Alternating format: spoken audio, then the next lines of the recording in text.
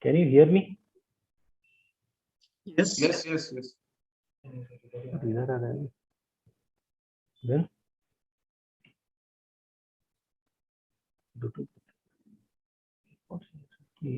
speaker.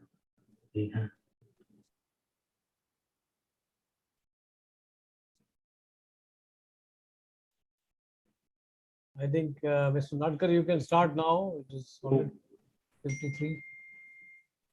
Shall I? Yes. Okay. Good morning, good afternoon, good evening, everyone, from whatever locations you have joined in. I welcome you all heartily to this webinar on FIDIC contracts, need of the hour. I'd like to extend my special invitation and thanks to all the panelists. And I'm honored to be sharing the virtual dais with the president of FIDIC, Mr. Anthony Berry, and the eminent speakers, Mr. Ajit Kumar Mishra, Chief General Manager, DFCCIL, Mr. Kishore Kumar, Director, RB Associates, Mr. Somnath Roy, Senior Vice President Contracts, our President, Dr. Ajay Pradhan, our former President, Mr. Sudhir Dhawan, and our Vice President, Mr. Alok Bhaumik. And especially, I'm thankful to all the attendees who are joining this webinar. Now, we would like to structure this webinar to let the speakers speak about 15 minutes each. Then we'll have a Q&A session. And concluding observations would be given by Mr. Sudhir Dhawan. So this is the broad outline of the webinar. And now may I introduce Mr. Ajay Pradhan. Dr. Ajay Pradhan has 3 decades of experience in planning, designing, and implementing several infrastructure projects. He is currently President and CEO of C2S2 Consulting Engineers and former MD of CH2M Hill and Holpro India. He has been consultant to the Planning Commission, founder director, and managing director for DHI India, among other prestigious appointments. He is a civil engineer with an integrated master's in natural resource management, IIT Bangkok, and PhD in water resources engineering from KIT University. So may I request Dr. Ajay Pradhan to start his inaugural speech. The floor is yours, Ajay. Thank you, Nadkar Sahab. Very good morning, good afternoon, and good evening, everyone joining this webinar. Very important webinar. In fact, it's called FIDIC Contracts Need of the Hour. At the outset, let me thank all my colleagues, especially Mr. Alok Bhaumik, who is Vice President and Chairman of FIDIC and Technical Training of CI, Mr. Sudhir Dhawan, past President, now the President of CI ASPAC region, and Chairman of FIDIC Academy, Chairman of CI Academy, India, Mr. Vijay Nadkar, Governing Council member, who will be moderating this webinar. I heartily welcome all eminent speakers, panelists who will be sharing their knowledge, experiences, and thoughts on various aspects of FIDIC contracts and its usefulness for all stakeholders, including client, consultant, contractors, operators, etc. Let me also thank our colleague Anthony Barry, who is known as Tony Barry, Tony, and he's the president. He just took over the seat, president of FIDIC International. Welcome, Tony, for this important webinar, which is really very beneficial with your presence. And little bit about Consulting Engineer Association of India, which was founded in 1960, is the apex body of consulting engineers in India. It represents the consulting engineers and professionals at the International Federation of Consulting Engineers, which is called FIDIC, and it has over 500 members. In the last 20 years, if you look at, there has been significant growth in infrastructure, real estate, and construction industry in India, with the development of highways, metros, freight and industrial corridors, airports, many high-rise buildings, and real estate housing complex, including luxury and affordable housing for lower and middle-class population, offices, hotels, commercial plazas. So the number of and complex contracts and the construction has been going on. If you look at the India's growth story, starting from liberalization of 1991 to 96, with the economy actually taking off from 99 to 2004, and then around Commonwealth Games, which is 2010, which brought in public-private privatization of airports, roads, ports, utilities, etc., with a number of challenges in complex contract management. And hence, FIDIC is the answer. In relation to this growth, projects are now becoming more international, complex, and creative than before. And as a consequence, these projects require more expertise as the risk for the parties involved increases as well. Therefore, many investors, architects, engineers, builders, and subcontractors in India are looking to executive international standard contracts for their projects in order to determine clearly the scope of work and the rights, obligations, duties, and liabilities of the parties. FIDIC contracts are model contracts which have been developed over last 60 years as an international standard for international engineering and construction projects by the International Federation of Consulting Engineers, which is FIDIC. There are various benefits for parties using these contracts, which explain their popularity in America, Europe, Africa, and Asia as well. There are model contracts to cover a variety of both private sector and public sector projects. Development agencies, multi-development banks are regularly use FIDIC contracts for the projects that they are financing. The model contracts, of course, is divided into different books which are color coded. I think you all know those who are already gone through the FIDIC training: green book, silver book, yellow book, white book, and gold book, etc. The choice of which model contracts to use as the basis of the contract to be executed between the parties will depend on the various elements such as the nature, size of the project, purpose of the contract, and the identity of the parties. So these are actually aspects. Therefore, it is recommended for those who are not familiar with the FIDIC contracts to use the assistance of a legal professional as a lawyer or an engineer in order to choose the appropriate model contract for their specific projects. This will ensure that the correct model contract is being suited to their projects, which will be beneficial to all parties. Another element which I explained, their popularity is the fair and balanced obligation and duties of parties. Therefore, FIDIC contracts are not drafted in favor of one party against the other, but rather with the aim to be fair and to protect both the parties. However, considering the not two projects are the same, therefore FIDIC contracts need to be revised in order to be adopted based on their country's law, regulations, specific construction project, terms and conditions, timelines, including the remedy of parties. So there are a number of factors also need to be considered. In conclusion, the use of FIDIC contract for construction projects provides various benefits which explain the success and popularity of these contracts as they improve the chances of success of these projects very much. And therefore, very confident the presentation deliberation will address various aspects of FIDIC contracts and its usefulness to our participants. Thank you all. Back to you, Natkar sir. Thank you.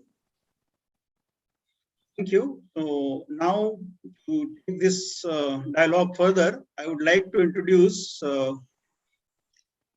Anthony Berry, FIDIC President. Usually the slide.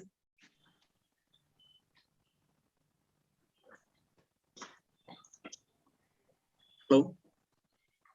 Mr. Anthony Berry is the former director of the Oricon Group and its predecessor Cornell Wagner since 2000. He is president and board member of the International Federation of Consulting Engineers, that's FIDIC, and a non-executive director of the Viridian Financial Group Limited. He was elected to the board of FIDIC based in Geneva in 2015. He served as a national president of the Association of Consulting Engineers of Australia from late 2004 to 2006 and remained a director until November 2008 and chaired the CRC task force which produced the Guide to Leading Practice for Dispute Avoidance and Resolution 2009. Mr. Anthony Berry is a civil engineer with over 35 years of experience in design, project management, and construction of infrastructure. He is a Chartered Professional Engineer Australia, a Fellow of Australian Institute of Company Directors FIDIC, a Fellow of the Australian Academy of Sciences and Engineering FSSC, and a Fellow of Institution of Engineers Australia FIEOS. So may I request Mr. Anthony Berry, the President FIDIC, to kindly proceed with the presentation. Floor is yours, Tony, please. Thank you very much, Vijay. Very much appreciate your your invitation. Thank you. Just bear with me 1 second. Yeah.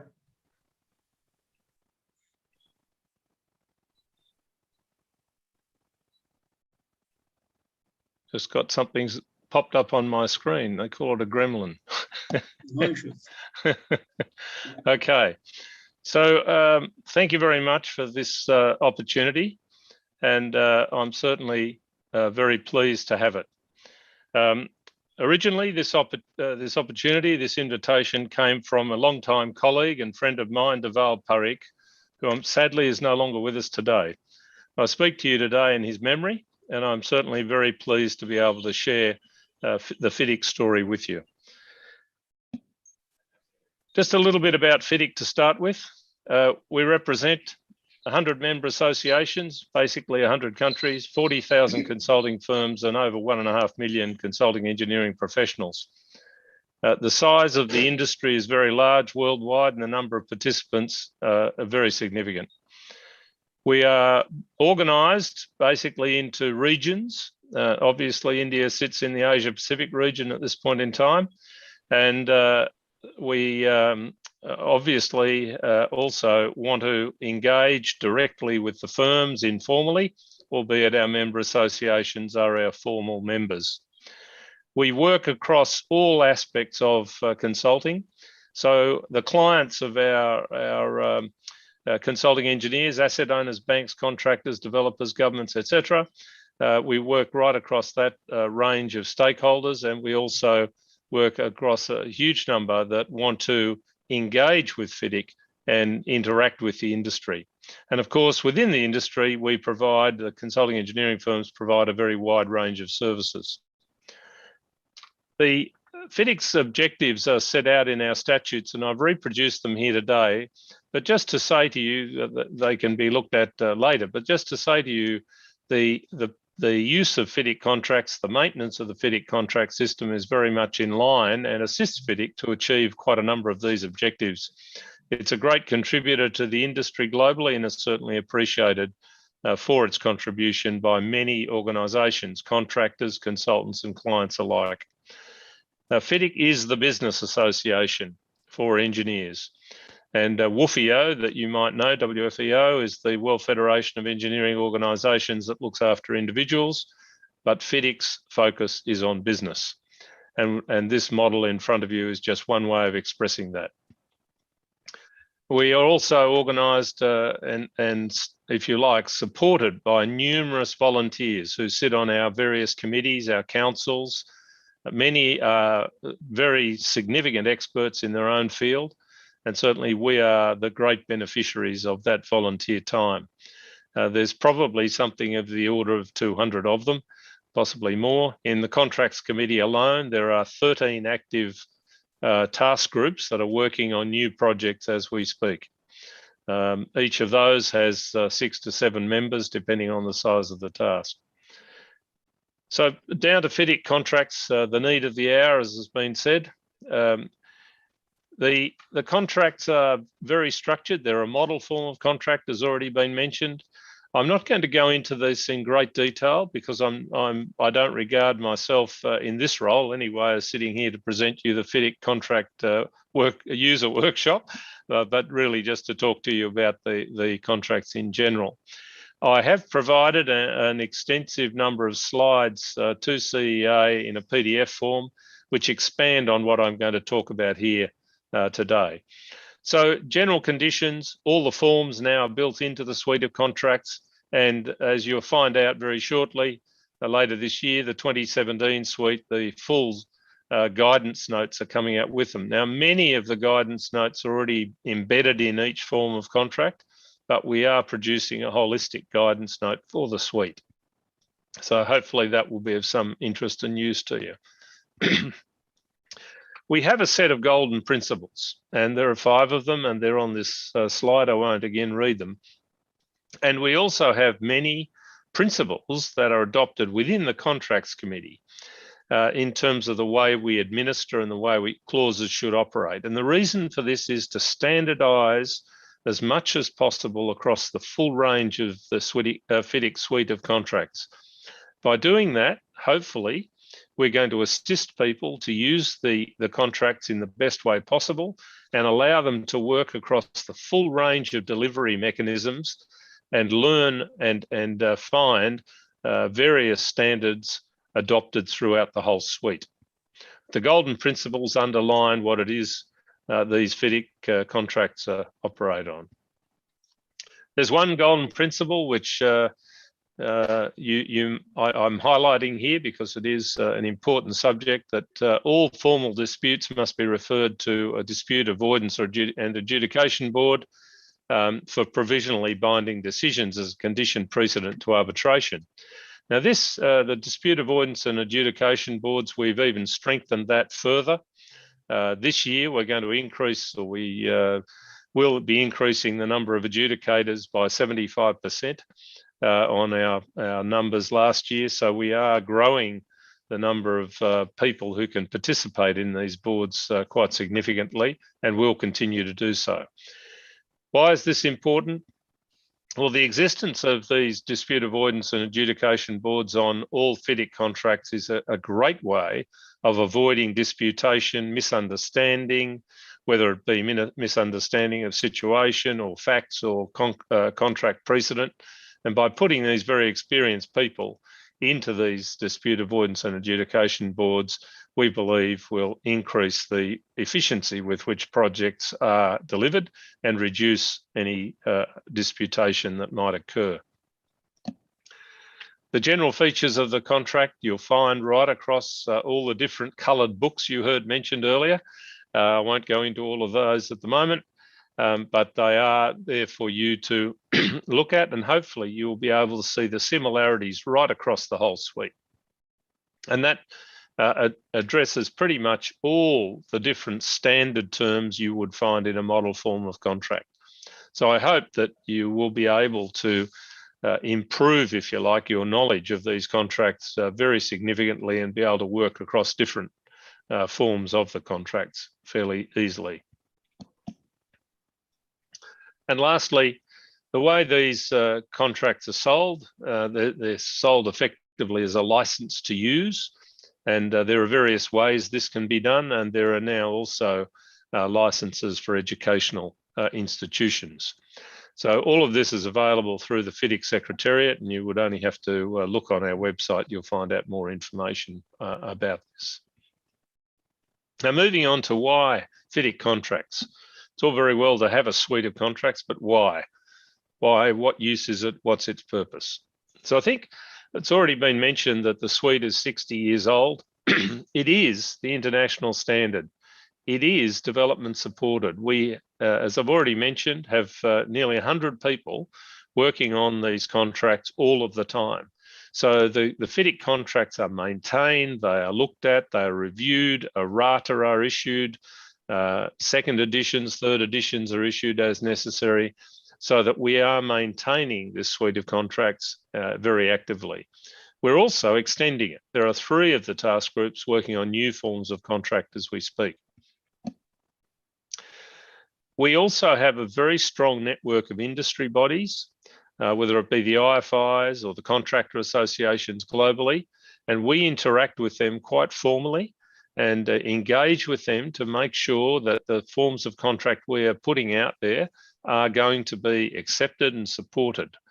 Albeit you would expect the different parties, whether they be clients, if you like, or whether they be contractors, are quite happy to disagree with FIDIC on some occasions about our treatment of various matters. We are designing these contracts so that engineers are able to deliver projects in the most efficient and effective way possible.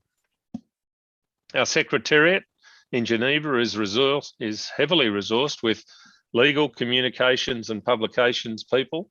We have systems to do all sorts of things to support the suite of contracts and the sale of the documents, the training, etc.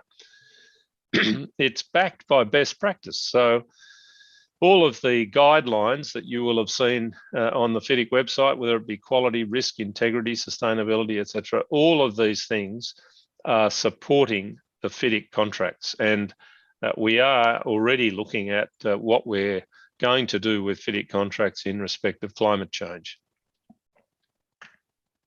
We also now, and this is 2020, are offering people certifications in the use of the FIDIC body of knowledge, and I'll come to those a little in a few minutes, and I'll pick up the others also.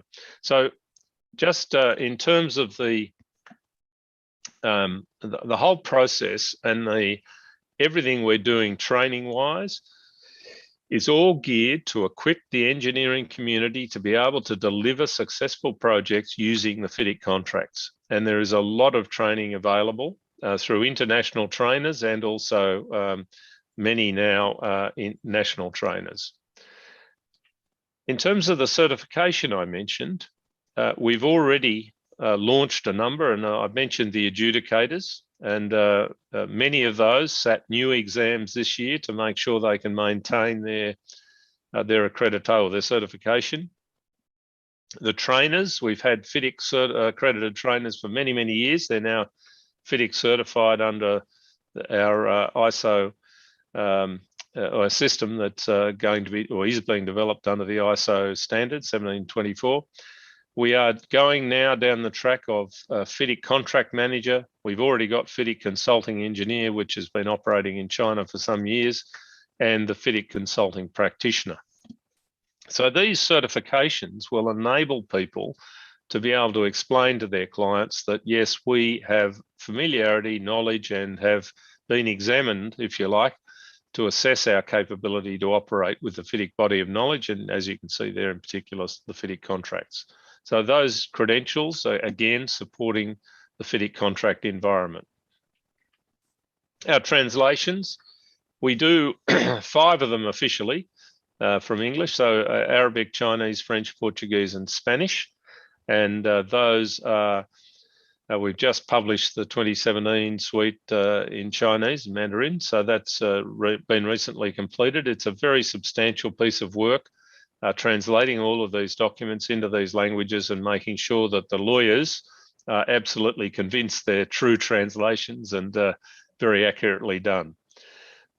We also have quite a number of member associations who've translated the contracts into their own languages, and that's a very extensive list. And in many cases, these countries are now using them internally within their country, not just on international projects, but on national projects. So they're becoming, in some countries, the national standard. So the FIDIC contracts are supported extensively through conferences, our FIDIC awards, our advocacy, our membership, our guidance, and our newsletters. And just to give you a little bit of an example of some of these, so I'll come to this in a minute. We have a whole lot of things you will see appearing in the newsletters, why FIDIC contracts for the industry, and we've got all of our reasons that we've laid out. We've got all of our guides supporting the FIDIC ecosystem. We've got our users conferences that I've already mentioned, and please welcome to attend those. We've got our contract users newsletters, which go out directly to those people who register in the user group. And they are very substantial, useful, and very regular. We put out guidance notes on particular issues, and we've done that through the COVID-19 issue with many people requesting guidance on how to deal with certain circumstances they face. And in the projects themselves, we've got some very important advantages, if you like, for having standard contracts in the FIDIC form. And one of those, the third one there in particular, is the risk allocation is very clearly understood by all the parties. And it avoids errors being made by tenderers, errors being made by clients, and errors being made in administration. So those reasons there are all good reasons why you should think about FIDIC contracts for your projects. Now, there will be new contracts coming. There is an extensive suite, has already been mentioned, and I hope you'll find that that's a very useful suite of documents that you'll be able to call on. Just to mention, and I'll do this quickly, we have partnerships with all of the major IFIs, international financial institutions. Just recently signing up with the Asian Development Bank. That's just about done. And so these are very important relationships and help us to make sure that there's consistency across the globe in the delivery of international projects. So thank you very much, Vijay. I hope that covers the material, albeit it's very quick. The PDF hopefully will be made available to anyone on the call who would like it. Thank you.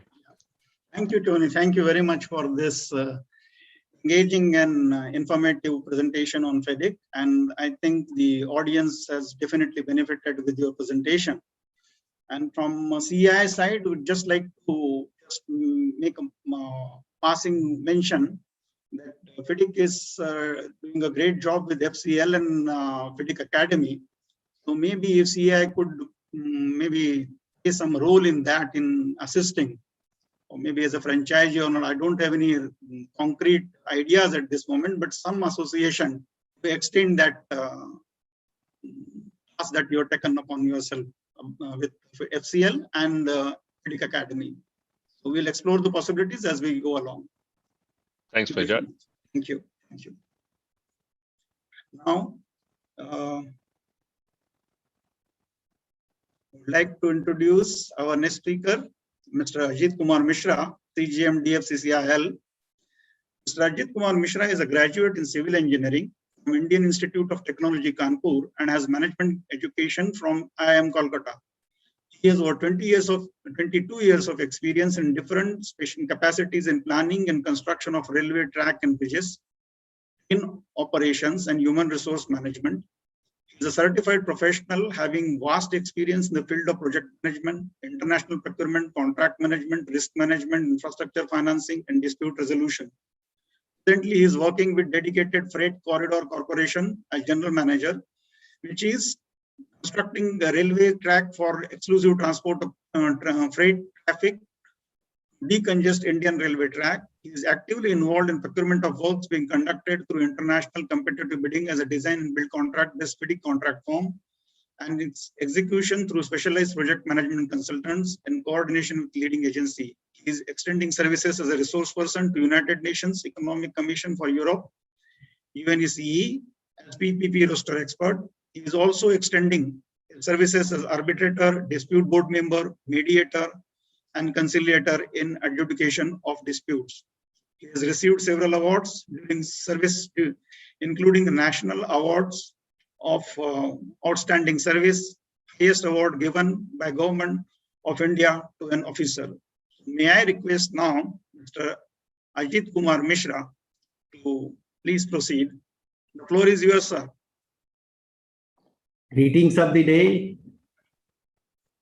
And after this enlightening introduction, thank you, Vijay, for such a heartening introduction with generous words. Thank you. And we have very good introduction about FIDIC contracts from Anthony Barry. That really sets the floor for further discussion. I have mostly worked from the employer side, so I'll be covering my perspective from employer side, obviously taking the feedback and experiences with the contractor and consultant sides as well. Hope you are able to view my slide screen. Yeah. Is it visible? You have to put it in the slide mode. Yeah, I'll do that.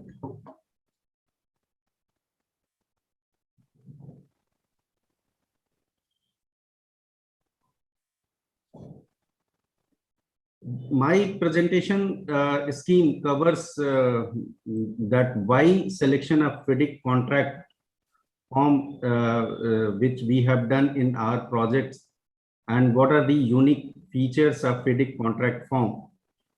Then I'll be covering about the experiences which we had with FIDIC contract form in our project, and then the lesson learned in the contract administration of this kind of contract form, and then what are our expectations with the FIDIC per se.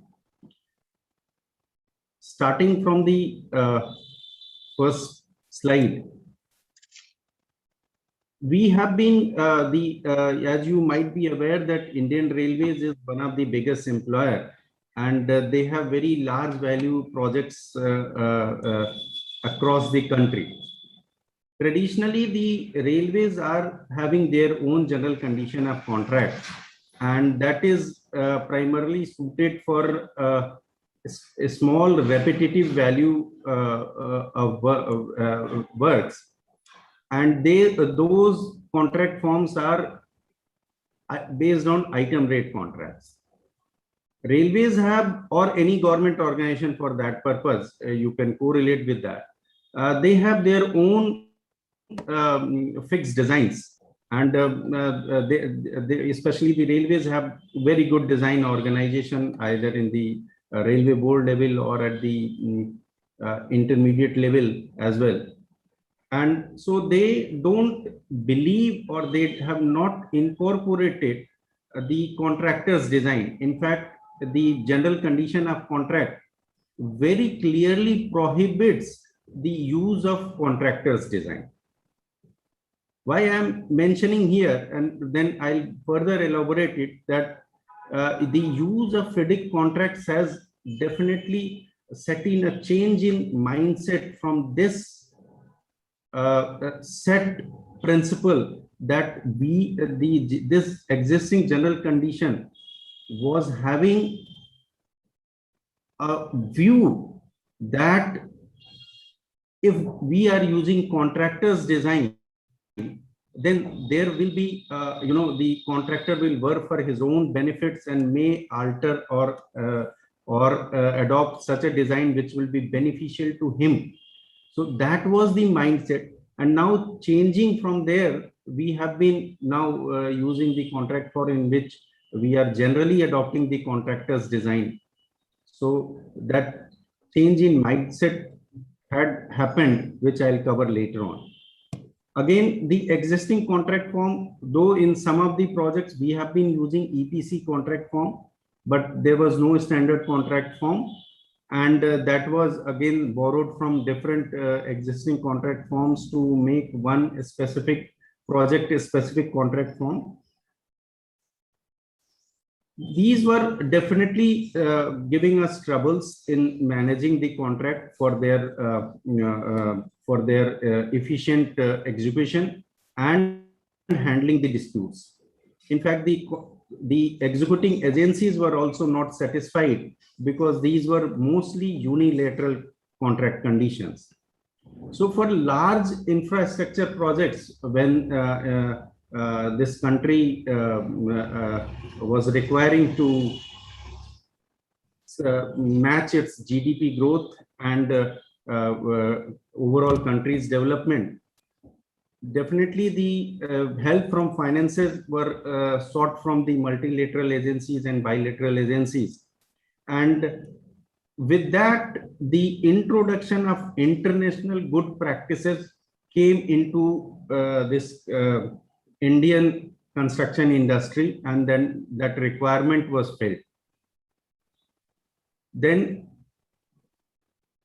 one of the important requirement of these lending agencies was to have a fair contract terms, which was not unilaterally as which were existing in the country. So then we searched for the global practices available in other countries, and out of several contract forms available like NEC and others, a judicial decision was made to select FIDIC contract form.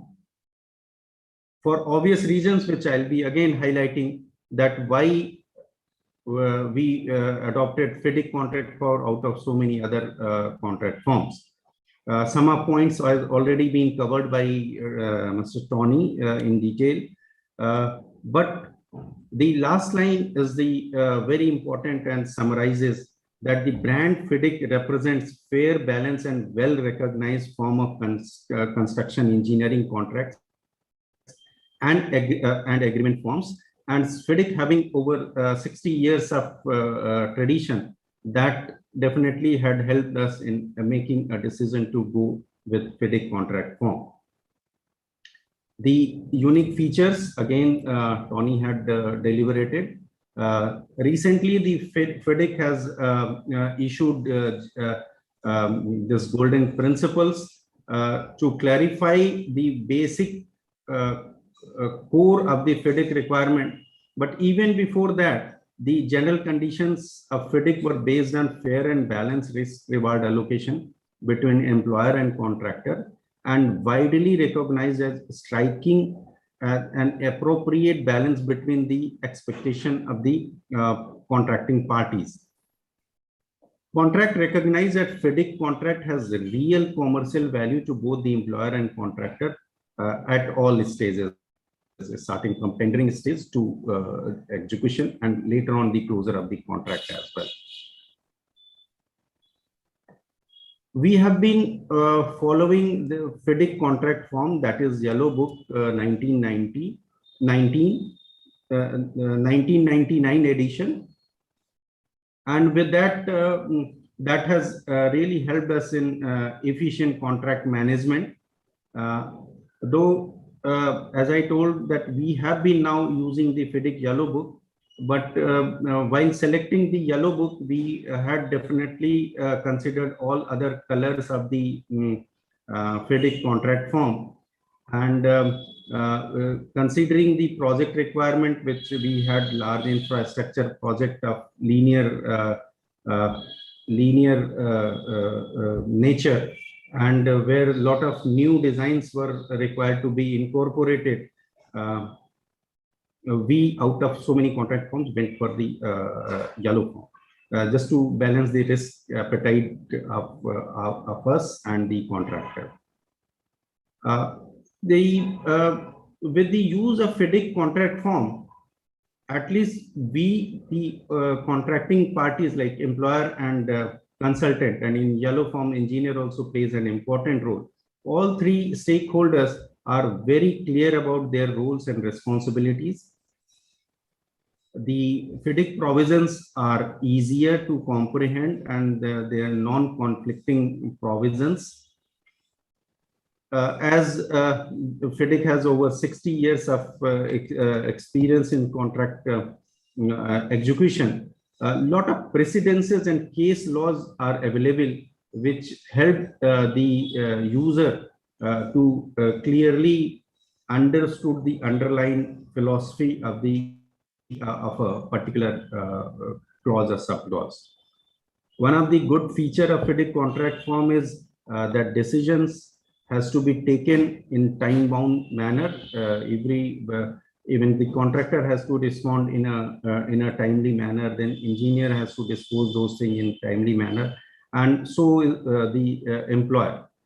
So this time frames definitely helped us in managing the project in very timely and streamlined fashion. One of the good aspect of FIDIC contract is that it treats the party on equal footing, and especially the contractors have been given a say, authority to represent and involve themselves throughout the contract execution. As I told, we had been following the item rate contract based on our own general condition of contracts, which were very unilateral.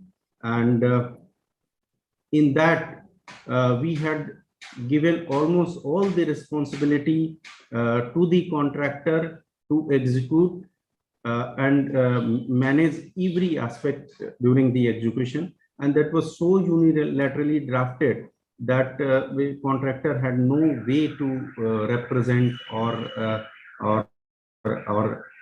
put his point forward in case of any trouble.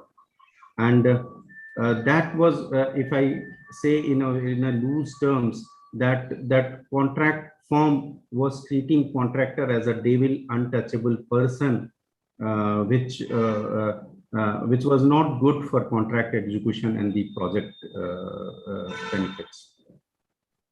Then use of the FIDIC contract acknowledge that contractor is there for the commercial interest, and it also acknowledge the commercial interest of employer. Otherwise, mostly since the contracting agencies are government agencies, they hardly believe on their commercial terms, and they say that their perspective is that, okay, product is required for so and so benefits, but they don't really appreciate the commercial benefits which the employer should be also getting out of the project. So the FIDIC has helped us in understanding the commercial interest of the two parties, and where the it was officially acknowledged that contractor is there to earn profit and commercial benefits from the contract. Obviously, we had a bumpy ride through this contract form, as we were not accustomed to using this contract form. So right from the very beginning, one good thing we had done is to record lessons learned and improvise on subsequent contracts. Initially, we out of our own mindset, again, we tried to follow that unilateral GCC, and in the FIDIC GCC was general conditions were modified very substantially through particular conditions, which almost killed the soul of the FIDIC, and those were not very really the FIDIC contract based. But coming forward, we had overtook this misconception and revised our particular conditions in line with FIDIC.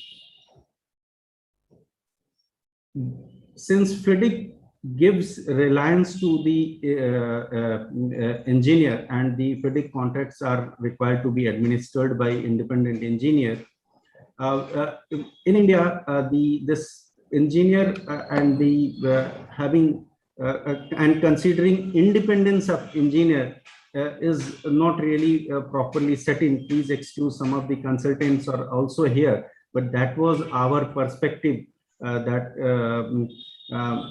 we and our mindset as well, that we forgot, or we failed in appreciating that, and a private individual can also have very good ethics and professional competence to act as independent engineer. Again, this mindset is changing. The quality word the FIDIC GCs also use, and that we have also used in our employers requirement and particular conditions, that quality of this, say, international, we generally use it, good quality, international quality, and something like that. That quality word is very vaguely defined and implemented, and since we went for the lump sum contracts, it was not possible to always give individual specification, and what we did was basically mention the employer's requirement and a list of specification, but then the contractors tended to play around with those specification and came up with their own level of quality. This was one of the sore point which we had, but later on when we had tried to cover those through our particular conditions and ERs. Basically, the one specific problem which we had was to follow FIDIC contracts, particularly for the linear projects. Obviously, the NHAIs, while road construction, they were doing in some kind of FIDIC forms. But in our case, for the railway constructions, the linearity is very sacrosanct. Even a small discontinuity in the alignment cannot make our project through, and that part we missed in earlier particular conditions, which we later on revised. And again, which another speaker will cover that issue in detail. But what we fail to appreciate there also, that even we have given though 99.99% of the land to the contractor, even that very small portion of the land, if that is not available, that will not complete the contractual obligations of the parties. And in that case, our PCs were very much against the or unfavorable to the contractors, which also we had now trying to find out a way in which the balance of risk are managed. One issue which we are also facing is that in this lump sum contracts, the claim amounts are large. That is our experience. And again, that since we had started with the, you can say, immature understanding of the FIDIC, probably that led to the large amount of claim. So obviously that was not the issue with the FIDIC contract form, but rather how we distorted the FIDIC soul through the particular conditions and put us in trouble during contract execution. When the disputes are being referred to adjudicators, we have very good DAB setup as mentioned in the FIDIC. But the adjudicators are mostly the what is my understanding is they were not very clear about the FIDIC spirit, and they again acted mostly based on their own biases and understanding of earlier government contracts, which were at times detrimental to the contractor's interest and at times to the employer's value also. Time extension, one issue which FIDIC contract mentioned is that the contract remains alive till the contractual obligations are met. But in India, one of the legal requirement is that the contract should be alive till the should be alive for, say, making the IPCs on account payments to the contractor and all. So that in fact forced us to consider the time extensions, which were, I think, not necessary as per the FIDIC contract form. I mean, if the obligations are not met, then the contract will remain alive. So because of this, we had so many legal disputes, in fact, also running in the courts as well. Another issue we faced during dispute resolution cases, that the FIDIC has mentioned the timeline, as I mentioned, and our legal fraternity treated those timelines against the Indian Contract Act and the Limitation Act, and most of the time they have been able to prevail upon, and these FIDIC timelines have been disregarded. So these are few of the issues which we faced, and obviously we are understanding these issues, and we are trying to incorporate through the subsequent issues. But yes, here itself, the understanding is very clear that there is no issue with the FIDIC contract form. In fact, they have been one of the best contract form which we had used, and even in the Indian construction industry as such, they are appreciating this contract form because of the balance of risk and the equal treatment of the parties.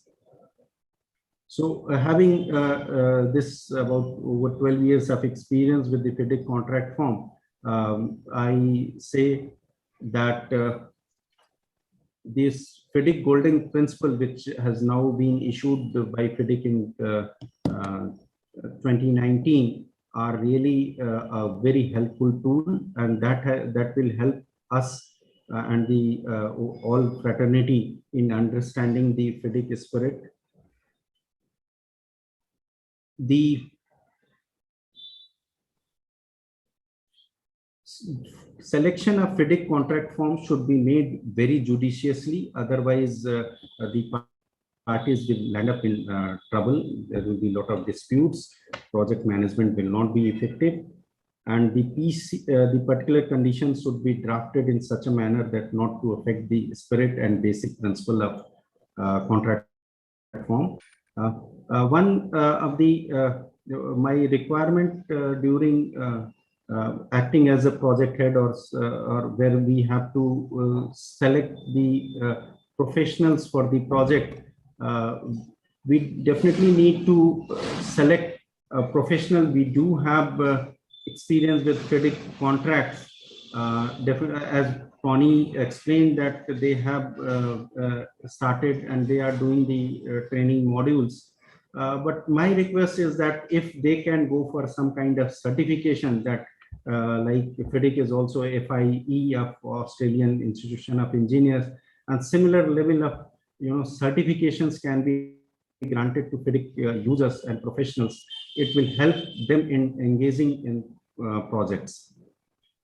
Thank you very much. I have covered my mostly with the employer's perspective and experiences which I had as an employer for about 12 years, and hope it is useful and able to explain the point forward. Thank you very much. Thank you, Mr. Ajit Kumar Mishra, for this valuable input and putting the employer's perspective in real perspective. Quite engaging and helpful.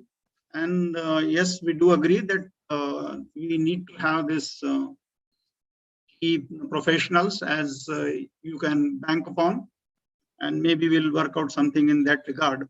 And there's one more thing which I would like to mention is that you had mentioned that the contractor is given equal treatment, and that is a must. And I think that shows the maturity this DFCCI has developed over the years. And I would request other institutions also, the project executing and implementing agencies to follow that kind of thinking, because it makes a lot of difference. After all, it is a team effort.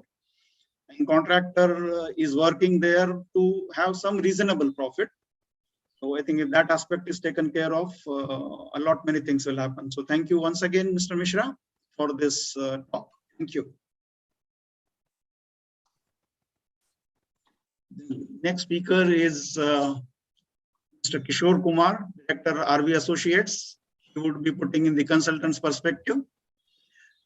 Mr. Kishore Kumar is the whole-time Director of multi-sectoral infrastructure consultancy organization, Mrs. RV Associates, having his head office in Hyderabad. Prior to RV, he worked for over 12 years with Mrs. FCons, a reputed construction company.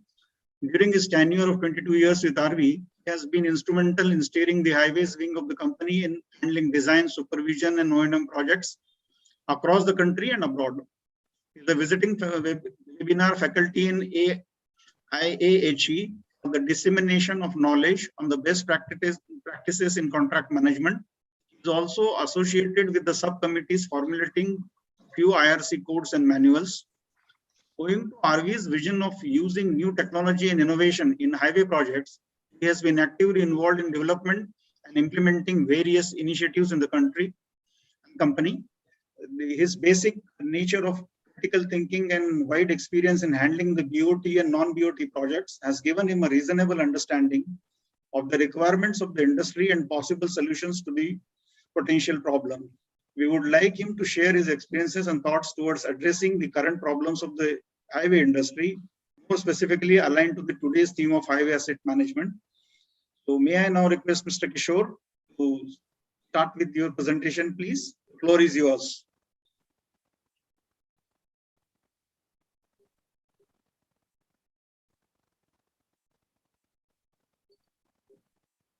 Mr. Mishra. Yeah. Thank you, Nadkar sir. Thank you. Thank you. Thank you, Nadkar sir. I hope everyone is seeing my slide. And good morning, everyone, fellow engineers, senior professionals, and dignitaries. You're all well informed. And as some of you might know, I am associated with highway industry. So whatever issues I'm going to highlight in this will be pertaining to highway industry. And we have completed 23 years of highway development in India by yesterday. The people who are associated with the highway industry might know that on 24th October 1998, late Honorable Atal Bihari Vajpayee Sahab has declared the National Highway Development Program. And yesterday we have completed 23 years. And basically, I will not be giving you anything, any clauses or anything, but I'll be dwelling on the need of the hour and whether it can be addressed or not. And what are the problems with the current contracts and whether we can do anything about it. We have graduated from item rate contracts to TOT contracts today. Item rate contracts in 98, and after that, we have come to BOT. So a model concession agreement was drawn for BOT, DBFO, and various types of contracts were there: BOT toll, BOT annuity, BOT revenue sharing, and various other models. Then EPC had come, then HAM had come, and TOT had come. For each of these models, we have a corresponding document in FIDIC. For item rate, we have got red book. For BOT, we have got yellow book. And for EPC, we have got silver book. But we don't cover HAM in particular in FIDIC. Similarly, TOT. For consultancy, we have got standard RFPs. But in FIDIC, we have got a model services agreement also. And the latest revision is in 2017. We have fairly mature forms of contracts in use. We don't say that we are still graduating. So FIDIC, so far as FIDIC is concerned, FIDIC is a brand, and it is for fair and equitable conditions of contract. It is not one-sided. It is not just contractor-sided, or it's not just client-sided. It addresses both the requirements equally. Fair and balanced risk and reward allocation and reasonable expectations, these are there. But now, why do we talk about FIDIC now?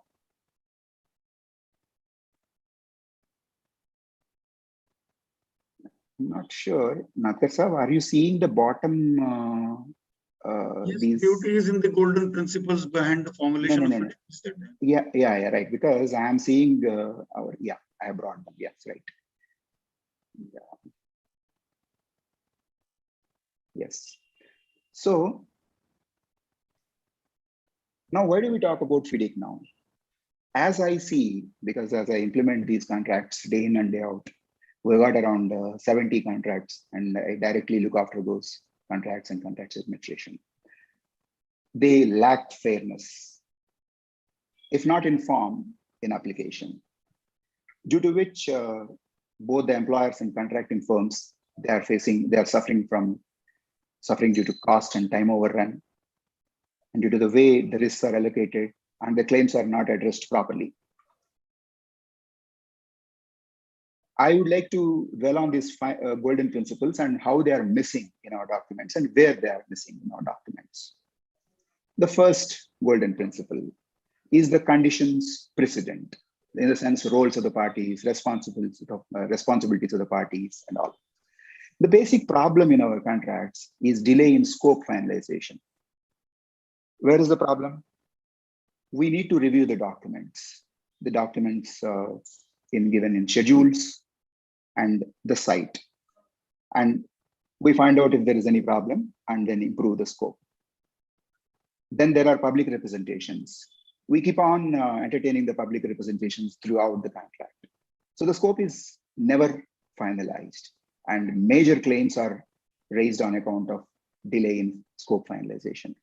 Similarly, providing vacant access. The word vacant access is not being seriously looked into. People think that it is providing right of way.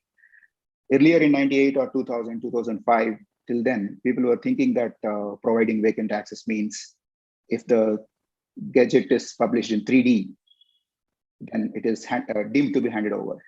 But after that, people have started understanding that compensation has to be paid to the people. But even beyond that, we have got trees, we have got structures, we have got various other utilities. So the vacant access is never provided.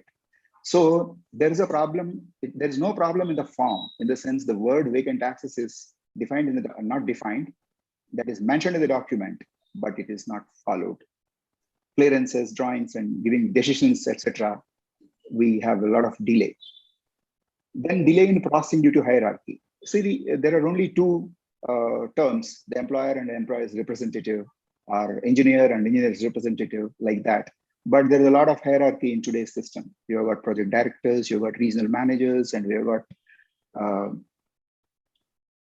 the head office, the committees, and various things. And delay in processing of various decisions due to this hierarchy is never understood, never brought to light, and there is no compensation for that anyway.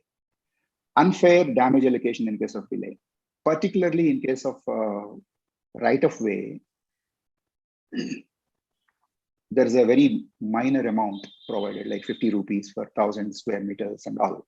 But due to delay in handing over the vacant access, if there is a delay of 3 months and 4 months and the contractor is unable to do anything, the loss of that time is not compensated in any manner. Even the concession period is not extended in BOT contracts, and toll period is not extended, and various other things, whatever, even idling of machinery and all that is not considered. And construction program is not very seriously taken by both the people, even the contractor or the client.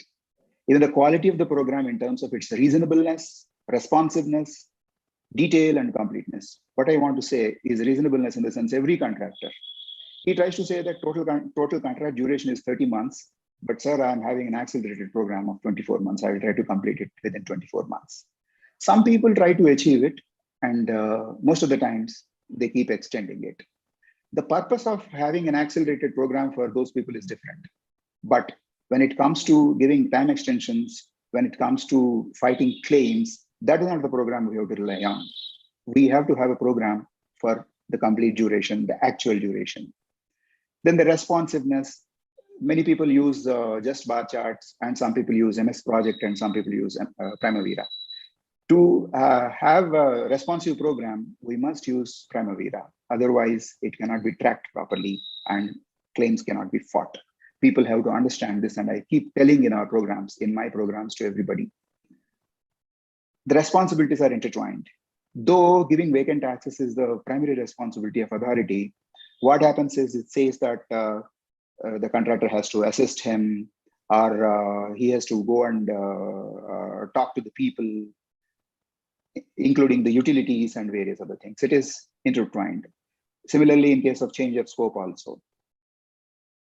Change of scope, the contractor is supposed to provide certain information, and if it is inordinately delayed, then the whole thing is left to the mercy of client. Now, another part is clarity. There is enough ambiguity in the documents. There are multiple documents. You've got Schedule B, Schedule D, and the drawings, specifications, and all of them. And there are ambiguities. I don't say they are built into the documents, they're accidentally built into the documents. And those are not identified in the beginning, and those are not resolved in the beginning. They are kept like that. Missing order of priority between scope and specifications. The people who are actually implementing the BOT contracts and EPC contracts, they understand that Schedule B and C gives the scope, they give the scope, and Schedule D is the specifications. If there is any problem between Schedule B and C and Schedule D, it is not written as to which one will prevail, whereas scope should prevail. So because of that, there are many claims. Non-provision of guided tours before bid. So when there is a bid, I believe is a good practice and best practice to take the people and say why there's a bypass over here and why it is provided, and why there is an underpass over here and why it is provided. And this is a major bridge, and this is the kind of foundation, these are the kind of foundations, and this is the kind of subsoil and all that. The consultant and the client who is involved in preparation of the project can take them on tour. Then lack of attention to pre-bid queries. Every contractor knows that whenever a query is made, most of the queries are answered by as per RFP. If we deal with those queries at the same time when they are raised, even if you take 15 days more time, there should not be a problem in taking approval from the higher ups. But if you deal the pre-bid queries at that particular time, then it resolves many issues, many ambiguities in the contracts. They are not being asked for the sake of asking. All contractors have real problems.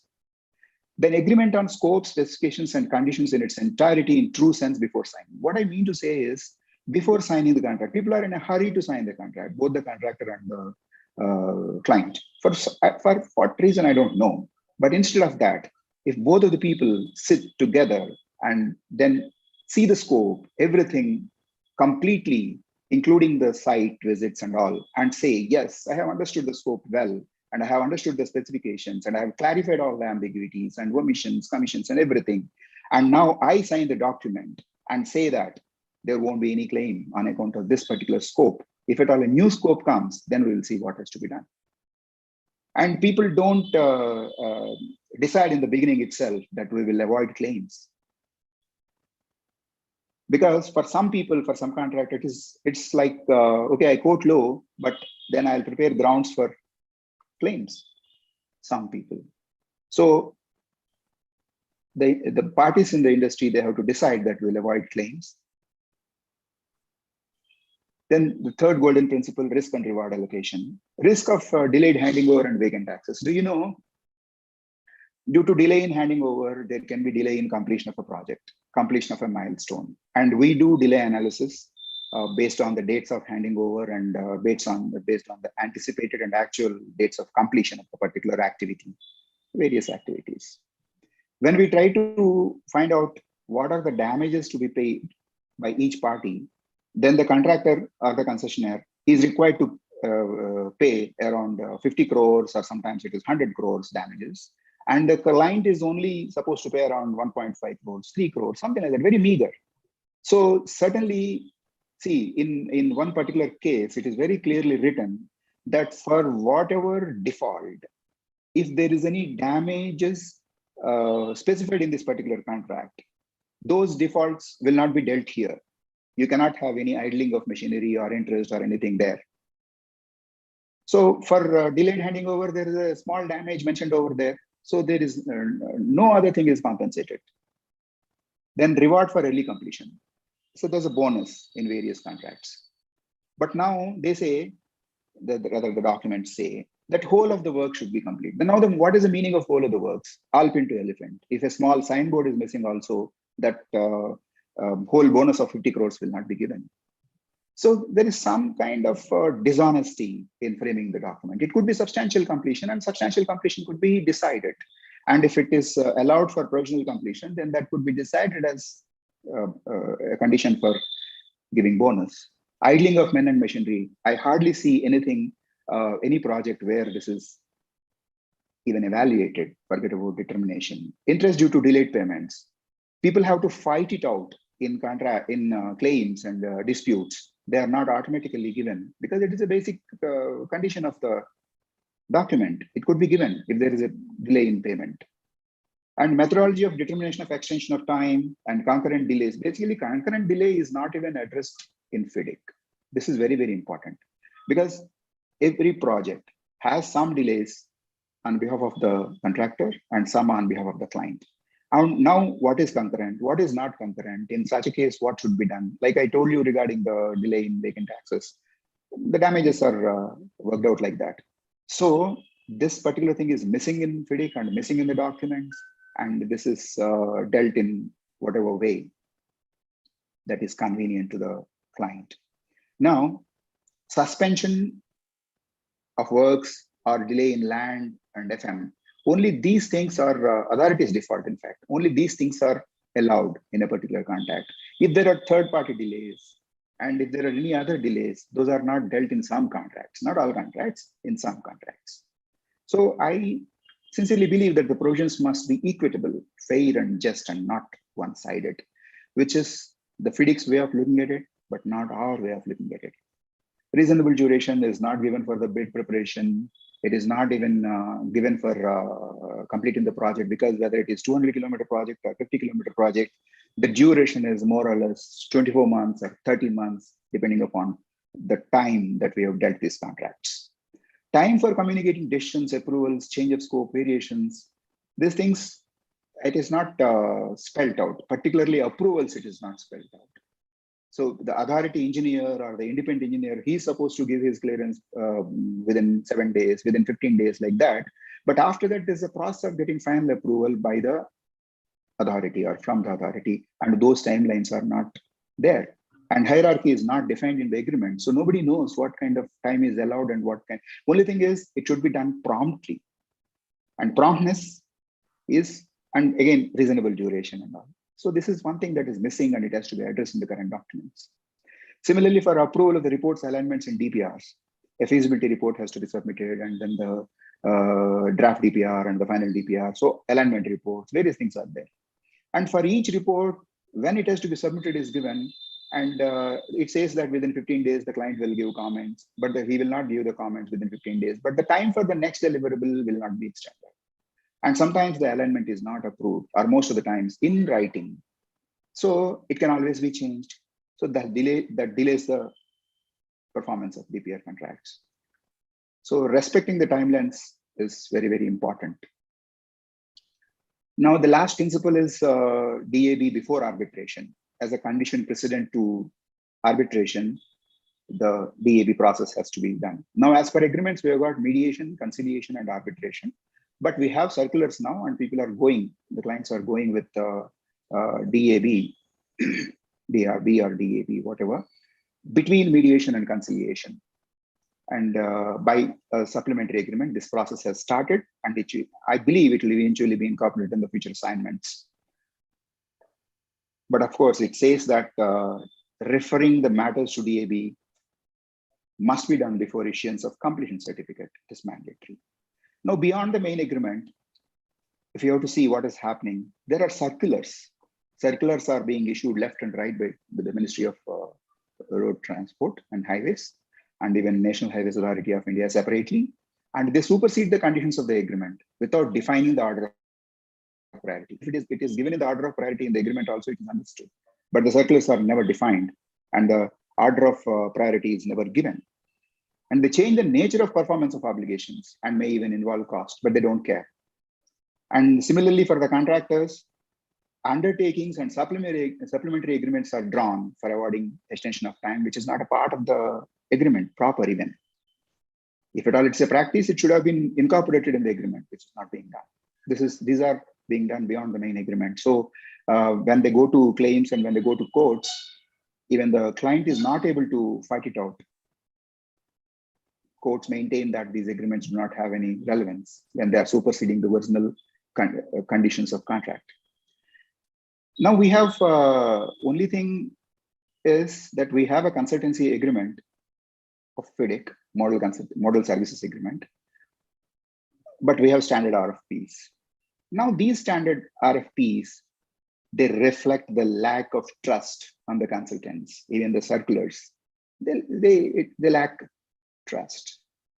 Unreasonable time schedules are given, inconsistent payment schedules are given, and there are penal provisions, including debarment for small deficiencies. Being a consultant, I understand these things well, and the people, whoever is listening to this, if there are consultants, they understand this well. If there is a problem in counting of trees, and if it is less by a few, then there is a condition that you will be paying so much penalty and you will be penalized or debarred for so much time.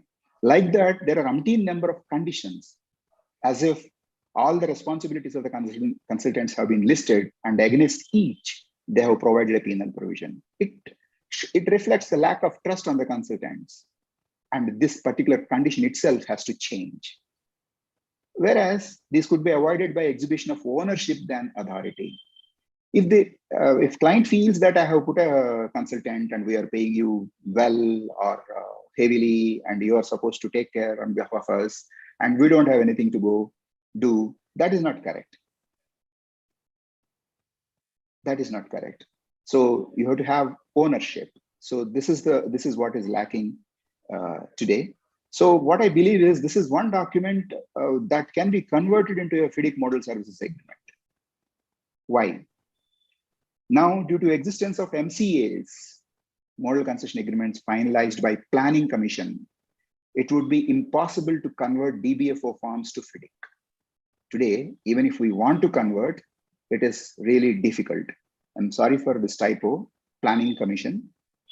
So even the EPC form of contract also has been standardized by the client, Ministry of Road Transport.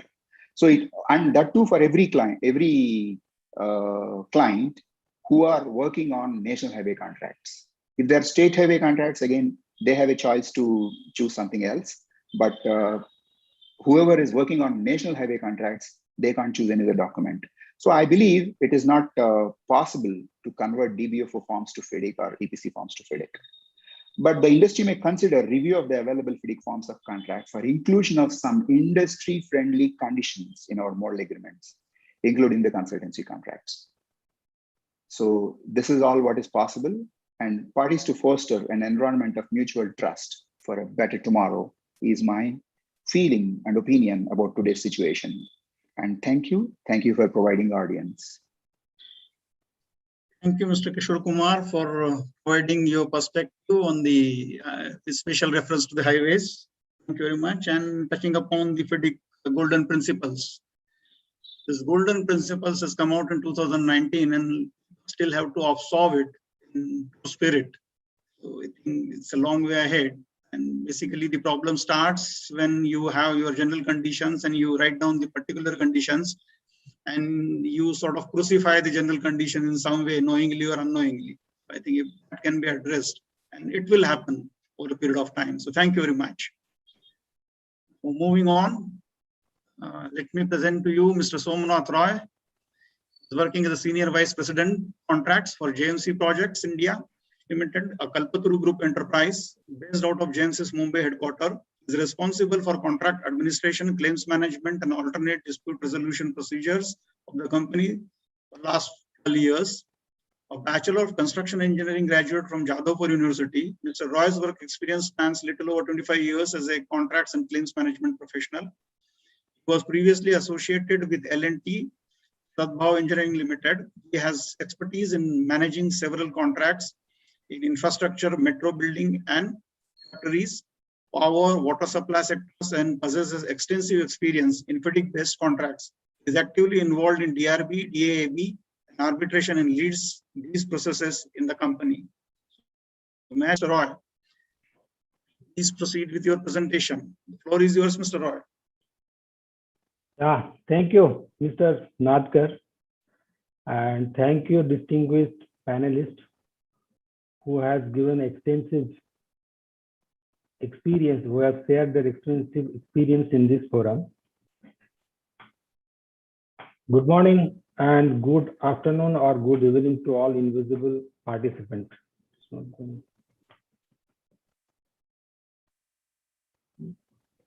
Just a minute, let me try. I'm trying to share my screen.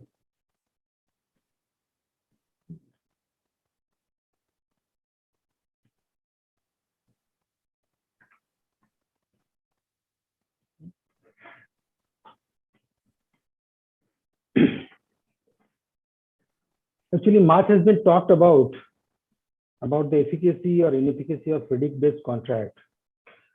And I am not here to express the pain and agony of a contractor alone. I will be giving a brief outline about how the FIDIC contract, if the ecosystem is maintained, how all the parties to the contract and people at large will be benefited. The topic FIDIC contract need of the hour is an apt subject to deliberate on, given the situation we are in. In the last 2 decades, Indian infrastructure industry has changed the landscape of the country. But still, much has been left, which will see the light of the day in the coming decades. The instrument called contract has played a very important role, and I think it will continue to hold the ground. Construction contracts are very complex in nature. Actually, there are several reciprocal obligations which make these contracts very complex. Obligations are intertwined, which compels one party to perform his obligation before another party can act on it. There are situations where non-performance of an obligation of a party leads to delayed obligations or non-performance from another party. And this situation continues until the project is completed. So therefore, it is essential to prepare a draft contract where the risk allocations are made based on the expertise and the resources parties actually have. There are multiple urban development bodies. Those have been interested with the work of building infrastructure in the country. In fact, there are many SPVs, both at state and central level, have been created for expediting the process of infrastructure development, be it roads, flyovers, railways, power, water supply, irrigation, to name a few. All these agencies or entities, they have their own set of contracts. This contract they operate is a standard form of contract. Either you take it or leave it. There is no room for negotiation to set out the terms based on the expertise parties can handle with. These situations, these improper risk allocations actually affect many areas of contract. The issue of subsequent legislation, taking over of works in parts, timelines for release of work front drawing, compensation arising out of non-release of work front or drawing, prevalence of force majeure provisions and effect thereof, determination of extension of time and its approval, compensation for instructed suspension, unreasonable variation in a contract, or price escalation during the extended duration. Either they are not dealt with in the contract, or even they are specified contrary to the risk allocation the individual party can handle with. Moving on further, there are current trends in the industry operated by major players are not very encouraging in so far as the risk allocation is concerned. What I have portrayed in these two subsequent slides, there are 7 important issues in a contract, or you can call it as a risk. They have been placed with the 7 sectors of the economy. I'll go just back and forth to show, like road sector, metro sector, irrigation, urban transport, power sector, railway sector, and water. These risks have been mapped with few parameters like time and cost implications if there is a breach of contract, the ambiguity, the drafting of this contract, whether it is clear or it is imbalanced, or some provisions, barring provisions, whether there is any barring provisions through which restrictions have been imposed. It could be seen that almost all the sectors, the employer has uploaded the risk to the contractor. It can be seen from the bold font. Almost every sector, you will see majority of fonts are bold, where the employer has actually uploaded the risk to the contractor in complete disregard to the principle, the party who has got a expertise and wherewithal should handle the risk. By and large, this is the common trend in the industry. There may be few exceptions, but I have taken this data based on the work we at JMC have been doing as a contractor for the last 8 to 10 years, or quoted as a bidder. So therefore, sample size is used to come to this conclusion. These imbalanced risk allocations actually affect both the parties, and consequently the project suffers. And project suffers from unusual delay and excessive cost overrun. The particular thing first affect the contractor by choking its cash flow, and it do not leave it the employer as well. But the employer gets his project completed long time after the due date, and contractor gets this money after protracted litigation, but ultimately the public, the user of this project, they suffers the most. In these slides, I have tried to portray the balance or imbalance of risk allocation in a contract, how it leads to a very difficult situation for contractor as well as employer, leading to a situation where public suffers in the one hand. On the other hand, once those risks are basically mutually distributed based on their expertise, during this currency of the contract, nobody faces those challenges, and ultimately the public at large, they enjoy these benefits. The risk, what I have actually talked about here, they may be looking at theoretical, but they are the obvious outcome. Like in case of a contractor, if there is a very strict contract condition specified, there is a lack of healthy competition because a lot of players, they do not bid for the project. Contractor ultimately suffers and the infrastructure gets delayed. Both parties actually incur high costs due to dispute resolution mechanism. And we know very well India has a codified law. FIDIC is an instrument only. It can give a proper place to work upon or work on this thing. So many a times those unfair terms deviating from the principles of FIDIC has been struck down by the court many occasions. So ultimately, employer does not gain, employer pays this money, but they pay this money only after a certain time and project suffers. I think the multifarious problem what this industry has been suffering, the solution lies in FIDIC.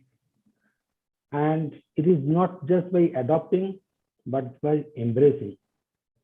FIDIC may not be a panacea for all ills that are plaguing the construction industry, but FIDIC, through its three important ingredients like flexibility, relevance, and fairness, can confer the maximum benefit.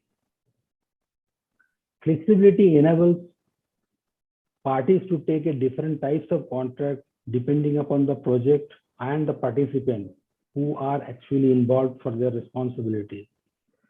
FIDIC provides contract in the name of a book, a red book, yellow book, silver, gold, emerald, all types of books. They are useful for the type of contract parties are required. FIDIC keeps on changing the content depending upon the industry as well as stakeholders' requirement. So relevance, they keep pace with this industry. And the element of fairness is hallmark of FIDIC in every FIDIC contract.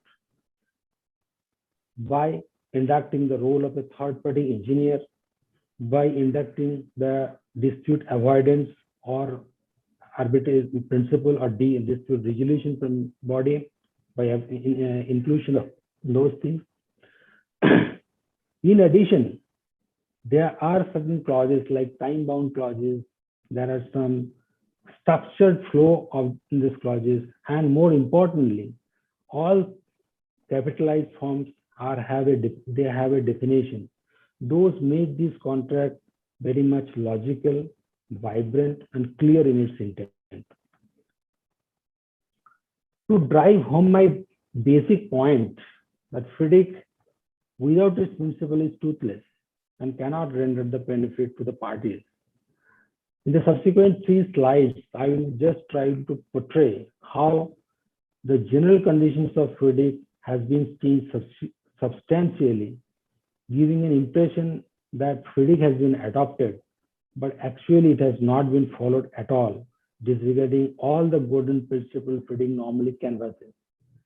To start with, and these 3 things have happened in the single contract. These are a live example, not taken from elsewhere. We are dealing with this project. In fact, we have dealt with.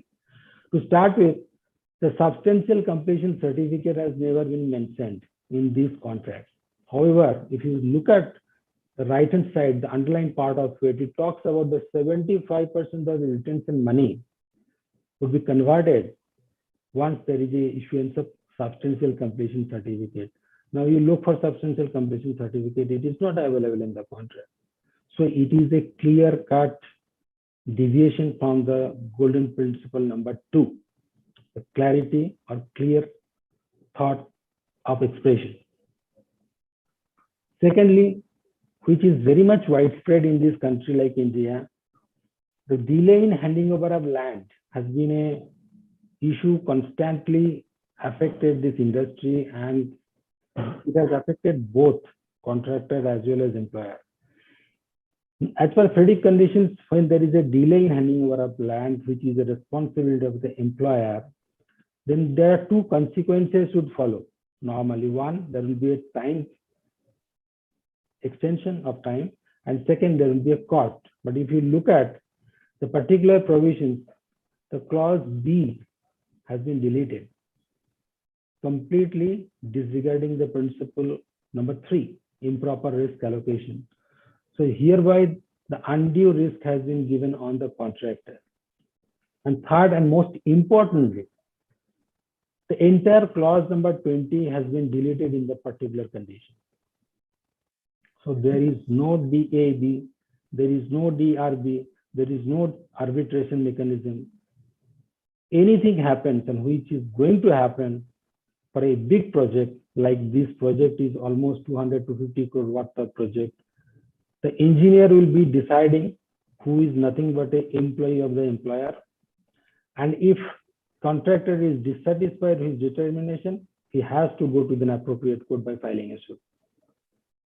Needless to say, this particular project actually delayed by more than its original duration of 24 months. Employer during this currency of the project tried to do every sort of thing, but ultimately they could not do because of these prohibitory clauses or several changes made in the particular condition. Coming further on, I have actually given 3 case laws. It's a case study, you can say. It's a real life case study. I have tried to portray that if anybody is actually apply FIDIC and adopt properly, vis-a-vis if somebody in a contract where FIDIC is not applied or FIDIC is applied not properly, then what is the consequences it will follow. My first case study relates very interesting one. Facts cannot be said everything. Let me explain in very short and brief. I think I'll make a sense out of it.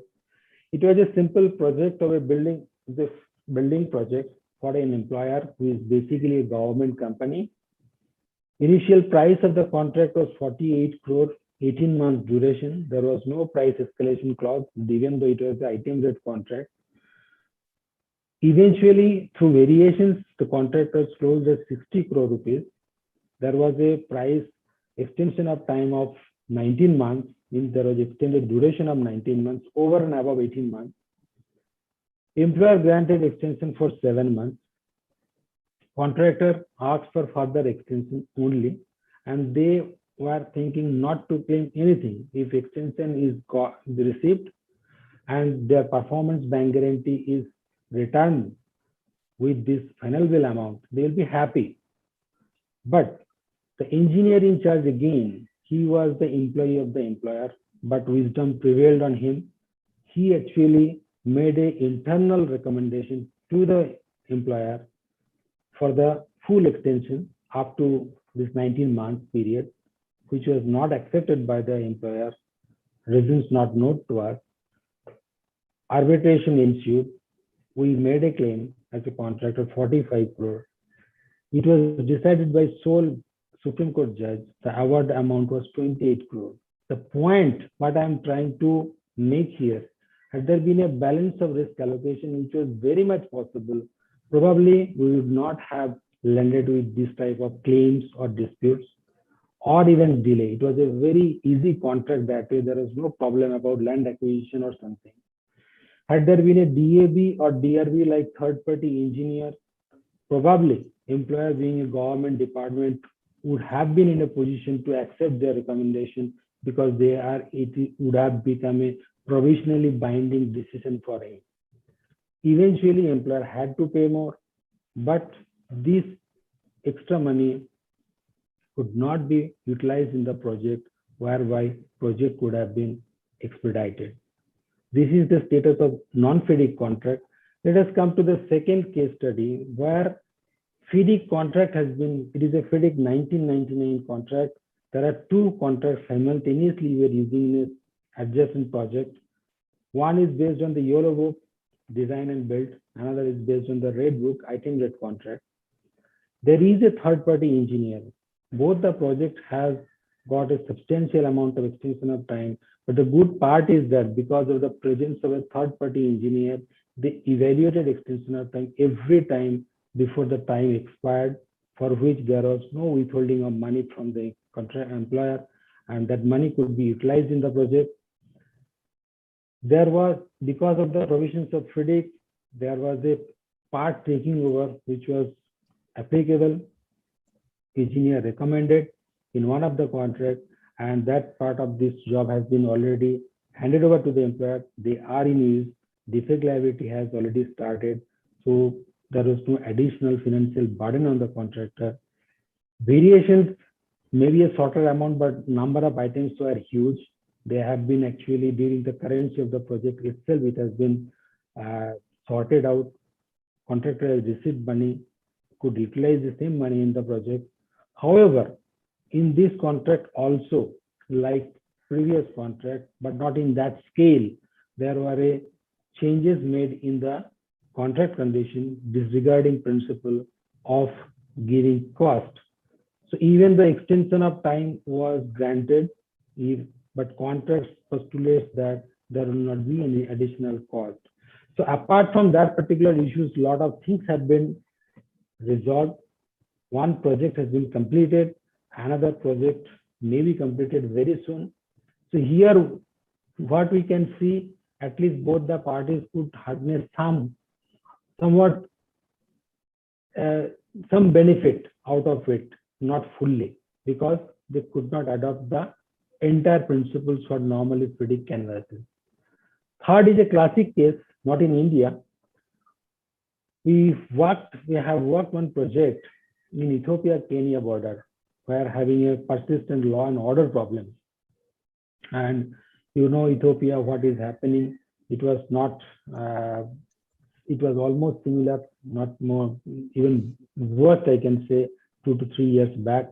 Constantly, there was a firing across the border. And because of this law and order problem, employer could not hand over this land to the contractor to work with. Some area of the land was kept on hold for a longer period of time. 573 days was the delay. But in this contract, it is based on FIDIC Red Book, MDB version 2005. All sorts of general conditions were accepted in toto, except the specific conditions where FIDIC normally says it is to be changed, it was followed. And good part is that the employer understood this issue, that law and order may not be their creation, but because of which they could not hand over the land. And they also could not pay the interim payment certificate amount because of the problem from their side. So eventually, they gave not only the interest as per the provisions of FIDIC, they also paid escalation, which is a very huge amount because there was a typical provisions in this escalation, which was based on some indices, not on this in that country, it was based on other country, for which contractor earned almost 40 crore amount of money. So therefore, what happened eventually, contractor did not go for further claim. They are happy with it. They understood it was a problem of the employer, which really they cannot do more than what they have done. There was an atmosphere of unison created between the consultant, between the contractor and the employer. Project was eventually completed in a suitable condition. And obviously the facilities are now being enjoyed by the common public at large. So if you look at these three case studies, one after another, in a non-FIDIC contract, you see because of the tight provisions kept in the contract, all the parties eventually suffered. In a second case where there was a FIDIC provision adopted, but every principle has not been followed, some sort of benefit both the parties could accrue because it will ensure some arbitration, dispute resolution because of the prohibitory clauses.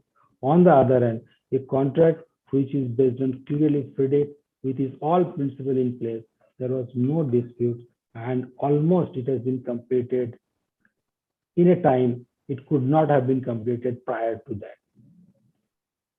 To summarize my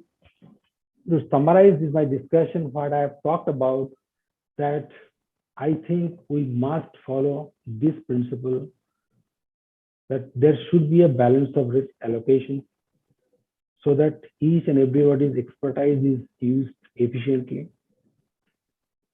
It should not so happen that since I am drafting a contract, I should give this risk to the other party. Eventually, it will affect me only. Treat both the parties as an equal stakeholder of this project. There should not be a master and servant relationship, which was the order of the day almost say 20 years, 25 years back. And each party should be compensated against the default of the other. Why this compensation? This is a very vital in the sense, the moment there is an issue of compensation for a default, the parties will take their part of this obligation very seriously. And since it is a reciprocal part of this contract, as I discussed earlier in my slide, so automatically it will compel other party to perform his part. So the wheels of commerce or wheels of progress will continue one after another. Because of the presence of the third-party engineer, disputes can be avoided, because throughout the FIDIC, if you look at, one theme has pervaded in this FIDIC, that engineer will have a consultation with both the parties first before the issue will become a dispute after his determination. So engineer's presence will give a first dispute will be avoided. It will be tried with the mutual agreement. If not, then in extreme cases, obviously it will be dispute and it will be given effect to. That is most important part of it. Whatever may be the decision engineer takes, both the parties has to give effect to this. Mean thereby, if there is some claim contractor is going to get, it has to give effect to subject to the provisions that they can be varied in the arbitration or subsequent court. But eventually, the money will come into this project for which this contract has been made, and it can be utilized in the project for its successful and early completion. To put it succinctly, FIDIC is a contract only. It is no genius that it can do every sort of thing. Adopting FIDIC conditions for the namesake, but making a substantial changes in these conditions to particular application would not give a desired benefit parties are thinking. On the other hand, if it is adopted in a true sense by making a proper risk allocation, depending upon the expertise, depending upon the resource parties have, then I think it will be a win-win situation by both the parties. Therefore, I think merely by adopting FIDIC will not give a solution. We must embrace FIDIC, and that is the order of the day. Thank you. I think with this, I close my discussion. If you have any questions to discuss, I can discuss. Thank you very much, Mr. Somnath Roy, for putting your perspective on the problems, causes, and the solutions. It is an excellent diagnostic indeed, and you presented it very well.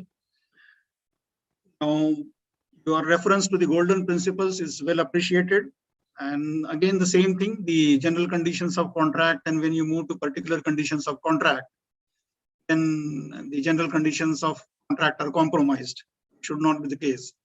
Right. There is a lot of training and understanding has to go to all the parties, not the contractor alone or the consultant alone or the employer alone, but the three main ingredients of a project, and they have to look into that. So thank you very much. Thank you. Now maybe we can go to the question answer session, but I don't see many questions right there. Maybe some specific questions, if you would like somebody to address that. There is some highway related question.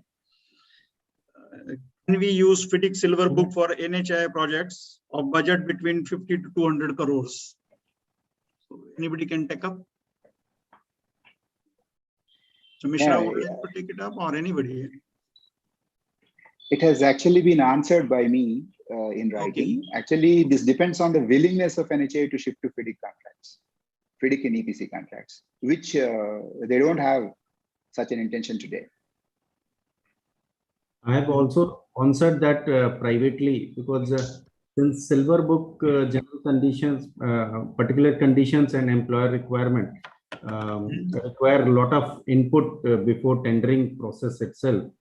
I don't think for such a small value of project that will be cost and time effective proposal from the employer's perspective. So I think unless they have very repetitive kind of similar valued work, they can frame up some of the employer's requirements and then keep the design part project specific. They can definitely go for that. But yes, it can be done, provided your employer's requirement do match with the cost and time constraints. Okay. There is another question. Can GCs be copied into our tender form? General conditions, can they be copied? We are not doing that. We are just referring the particular contract form that please refer this yellow book or red book as with the proper addition number. Not required. In fact, that should be avoided, because if any typo error or something happens, it will create legal issues later on. So that should be avoided. Only a reference to that particular contract form should be mentioned, and then should be covered through particular conditions as per the requirement. And one last question has come. This is referring to requesting rather to shed some light on the guidance on COVID-19 claims. I think this is something which will vary from. I had already replied that, and it is already available on the FIDIC website. A very nice guideline. I'll recommend that each one of us should go through that for the fair share of responsibilities and properly understanding what a pandemic is and what our rules are, because this COVID has really taught us how to deal with that particular contract condition regarding the pandemic and similar issues. Similar issues are force majeure. So it is a very well documented note guideline from the FIDIC. Thank you, Tony, for particularly for that. No I'd like to add here actually. In this COVID claim, actually, I am talking from the contractor fraternity. Obviously, my thinking on this issue will be a little bit different. COVID is a pandemic, no doubt about it. But one issue is that respective projects or respective countries, they have been affected by the impositions of various laws. There were some applicable laws when contracts came into effect. But after that, once the Disaster Management Act, particularly India I'm talking about, this act was invoked, those change in law has happened. It is not the COVID per se, which actually project could not happen. It is because of the restriction imposed by the government for which contractor could not work. So it cannot be said only a force majeure event per se. It is an event which has an effect of law. And under the consequence of effect of law, one party can claim them on reimbursement, whatever he has actually suffered. He has to prove how much amount he has suffered vis-a-vis the amount what he was not supposed to suffer. So under 13.7, FIDIC talks about the subsequent legislation. I think contractor can claim very much. Thank you. So there are no more questions. Maybe I would like to thank all the panelists and starting from, sorry. Could I just add to that comment? Please. Many governments around the world, once COVID hit and the impact was apparent, also issued guidance to all of their government authorities from a policy viewpoint as to how they were to treat contractors. And that certainly occurred here in Australia very, very quickly. and it helped give very strict guidance to government agencies and ensured that contractors were supported, if I can use that language, through the very difficult time that occurred with lockdowns and all the other interruptions that took place. So, I mean, one thing CAI can do in the future is where this sort of thing occurs, I think, to be able to lobby government to make sure similar provisions are put in place, that they are explicit, and that authorities, if you like, are given no choice but to implement them is a safe course of action. I would Thank you. just add, Tony, here that CIA has been doing this already. And in fact, the contractors in India have been directly affected, and there have a penalty clause in their contracts. So they are trying to push that also. Unfortunately, the courts are not in favor of taking this as a part of the force majeure. And there is the problem actually lying. But government has given some leverage due to COVID. Something has been done, but I think it's still not fully clear how much they will help the contractors and the consultants. But I think in future, force majeure clause may have to be changed universally to include any type of pandemic. And as per the predictions all over, that we should expect few more pandemics in the coming years. And so hopefully we should safeguard that. Thank you, Tony. Thank you. Thank you. And maybe before we close, if somebody has to make some 1 minute observation from the panelists, and then Mr. Dhawan will be putting in the closing remarks. But before that, if you want to do your 1 minute comment or so on the today's webinar, then I request you to please. May I come in, Mr. Nadkar? Yeah, why not? Okay. I mean, I just wanted to summarize after listening to 4 excellent presentations. And I must thank you, Mr. Nadkar, firstly, because you have chosen very selectively people who are giving perspective of the contractor, perspective of the consultant, and also the perspective of the client. And plus, we had Tony giving such an enlightening view of the FIDIC. It was excellent. I just would like to say something which I would repeat, in fact, what immediate past president of FIDIC, Bill, mentioned in one of the webinar, which I recall. And he mentioned that the best probability of a successful project is the one in which you have highly qualified engineers serving in their particular roles, utilizing a well-balanced and fair contract.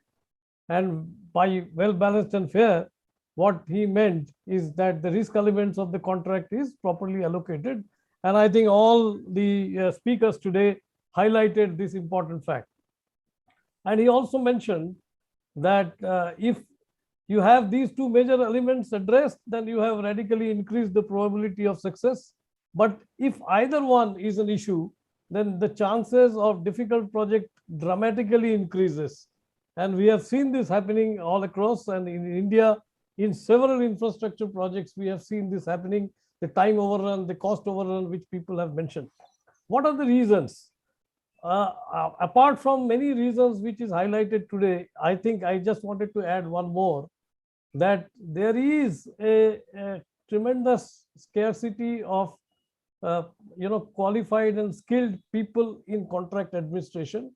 And this is true not only on the client side or on the contractor side, even on the consultant side. And I think many of the problems can be sorted out if we really develop skill in contract management in the sector. And I think CAI can take a lead role in doing that. Thank you. Thank you. So, this now, may I request Mr. Sudhir Dhawan to kindly give his closing remarks, and maybe for the closure of the webinar also. Yes, thank you. Please. Thank you, Vijay, and my thanks to all of you, Tony and Mr. Mishra, Mr. Roy and Kishore and Alok. I think we had to postpone this seminar or webinar by few months due to COVID, and that is one It was originally planned in May, and now we have organized now. It's really need of the hour for India. We are having FIDIC contract conditions only in foreign aided projects, and we in CI have been trying to push Government of India to adopt FIDIC conditions of contract in all projects. It's not easy. We had a seminar in which many high officials of government were present, including FIDIC CEO, and everybody agreed in that meeting, in that webinar, that we should do it. But the process is slow. We are still trying, and hopefully in the next few months, I would say maybe even years, we should be able to convince the government to adopt FIDIC conditions of contract. But we in CI are trying to organize trainings. We are also now planning to have few trainers in India. Unfortunately, we lost one due to COVID, and now we need to have, and this is very urgent. And Tony, we will need FIDIC support to do that. And FCL credentialing has said that they will start this end of this year. So I think we will do that. And my request to Mr. Mishra specifically is that if you could convince railways to also start adopting FIDIC conditions of contract, because railways don't want to change what they are doing. We have been trying in many ways in contract conditions, terms of payment, bank guarantees and all, but they are quite strict about what they do. So we need ambassadors like you to help us in doing that. And if you need our help to join you or do some presentations, we are ready to do that. And I think what we need now, as you mentioned other day in our webinar meeting, that you need to have certified FIDIC engineers who know about the FIDIC conditions of contract. So we have taken that point, and CI will try to give extensive training to few engineers, few of our members. Even we will welcome from contractors and even owners to also get their people trained, and they can be called as FIDIC engineers or knowing knowledge of FIDIC conditions of contract, which is really missing. ADB is funding many projects, and ADB on their own are organizing such trainings for their government clients. But I don't know how effective it is and how they can help in implementation of FIDIC conditions of contract. So I think you had a long session. I would like to close now, and thank you again, all of you, for participating in this. And we are planning some new trainings end of this November, open house also to one of the foreign trainers, and we will welcome as many of the people as you like to join. So please wait for the news from CI, and please do come forward and join. We are doing a special training for DFCCIL, which will be in-house training for 2 days. And we are also talking to DFCCIL for DAB training and DAB webinar. So thank you if DFCCIL can do that. We have done many for them. Yeah. And Tony, we are also trying to do some program on DAB for DFCCIL. And I think this is a new thing in India. Normally it is the arbitration in India. So this is a new thing which is happening, which FIDIC promotes always. So hopefully slowly this will come also. Thank you all again. And thank you, Tony, Vijay, Mr. Mishra, Mr. Roy, and Alok, Kishore, and look forward to meeting you again in the coming months. Thank you. Thank you. Thank you.